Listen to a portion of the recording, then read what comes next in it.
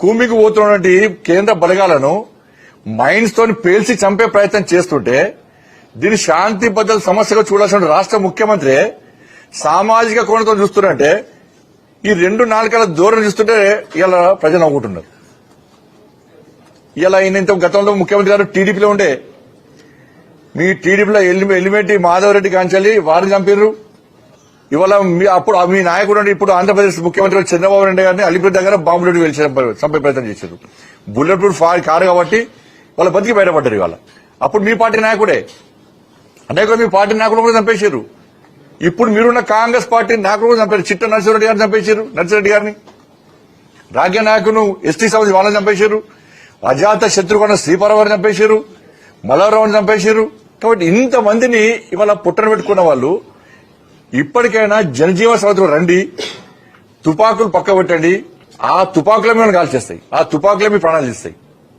ఏ తుపాకీని నమ్ముకున్నారో అవే మీ ప్రాణాలు తీస్తాయి. కాబట్టి కుమ్మి కోసం పోతుంటే మైన్స్ పెట్టి చంపే ప్రయత్నిస్తే అన్ని మైన్స్ దొరికినాయి వాళ్ళ పేల్చేటువంటి ఛత్తీస్గఢ్ బార్డర్ లో. మళ్ళీ ఏమంటున్నారు, గిరిజనులకు అన్యాయం చేస్తున్నారంటే నక్సలిజం వేరు, మావోయిజం వేరు, గిరిజనులు వేరు. ఆదివాసులు ఎవ్వరు కూడా తుపాకులు చేతిలో పట్టారు. ఆదివాసులు ఎవరు కూడా మైన్స్ వేల్చారు. ఆదివాసులు ఎవరు కూడా కేంద్ర బలగాలను పోలీసులను చంపరు. ఆదివాసులు ఎవరు కూడా తుపాకీ గుట్టం ద్వారా రాజ్యాధికారం రావాలని కోరుకోరు. ఆదివాసులు ఎవరు తుపాకీ గుట్టం పెట్టి ప్రభుత్వాలకు కూల్చాలే, ప్రభుత్వాలు వ్యతిరేకంగా ఫైట్ చేయరు. వాళ్ళు వీటి గురించి ఆలోచించకుండా చర్చలు జరపాలి. ఎందుకంటే తుపాకీ చేతులతో చర్చలు చెప్తారు.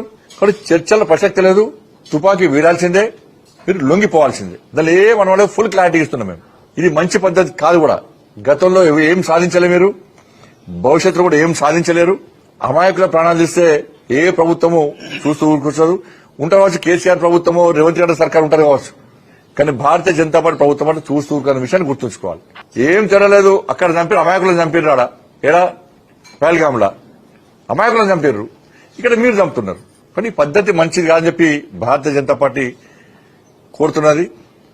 కాబట్టి చర్చలకు రావాలనుకున్నారు, చర్చ జరపాలనుకున్న వ్యక్తులు ఫస్ట్ వాళ్ళని సంధానించాలి, వాళ్ళకు వాస్తవ విషయాలు చెప్పాలి.